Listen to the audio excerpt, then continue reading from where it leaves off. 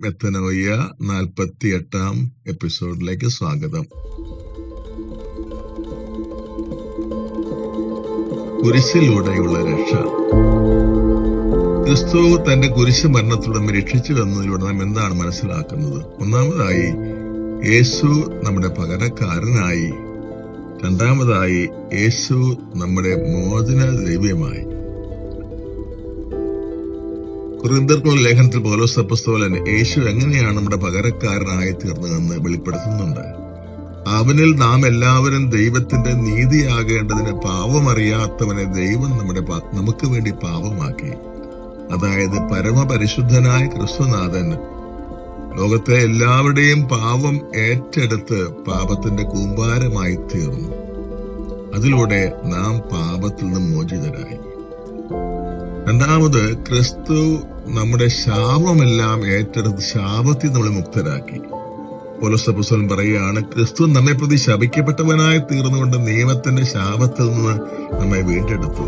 പാപത്തിന്റെ അനിവാര്യ ഫലം ശാപമാണെന്ന് പാപം ചെയ്ത ആദത്തോടെ ദൈവത്തിന് പറയുന്ന വാക്കുകൾ വ്യക്തമാണ്.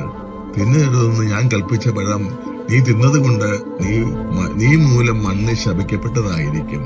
നിയമാവർത്തന പുസ്തകത്തിൽ 28-ാം അധ്യായത്തിൽ 15 മുതൽ 72 വരെയുള്ള വാക്യങ്ങൾ വിവരിക്കുന്ന ശാപങ്ങൾ, അവർണ്ണനീയമായ ശാപങ്ങളെല്ലാം ഈശോ കുരിശിൽ മരിച്ച് ഏറ്റെടുത്ത് നമ്മളെ ശാപത്തിൽ നിന്ന് പൂർണ്ണ മുക്തരാക്കി എന്നതാണ് ഈശോ രക്ഷിച്ചത് രണ്ടാമത്തെ അർത്ഥം.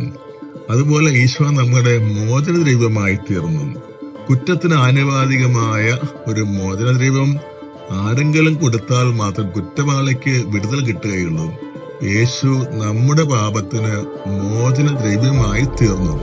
ഈശോ തന്നെ അത് പറയുന്നത് ഇങ്ങനെയാണ്: മനുഷ്യപുത്രൻ ശുശ്രൂഷിക്കപ്പെടാനല്ല, ശുശ്രൂഷിക്കാനും അനേകർക്ക് മോചനദ്രവ്യമായി സ്വജീവൻ കൊടുക്കാനും ഞാൻ വന്നിരിക്കുന്നത്.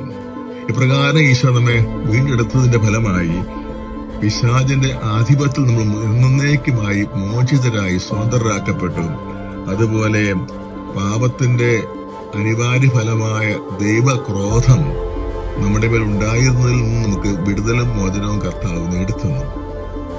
കർത്താവായ ഈശോയെ, നീ ഞങ്ങൾക്ക് വേണ്ടി പകരക്കാരനായി തീർന്നുകൊണ്ടും മോചന ദൈവമായി തീർന്നുകൊണ്ടും ഞങ്ങളെ പാപത്തിൽ നിന്നും ശാപത്തിൽ നിന്നും സാത്താൻ മോചിപ്പിച്ചതിന് അങ്ങേക്ക് സ്തുതി.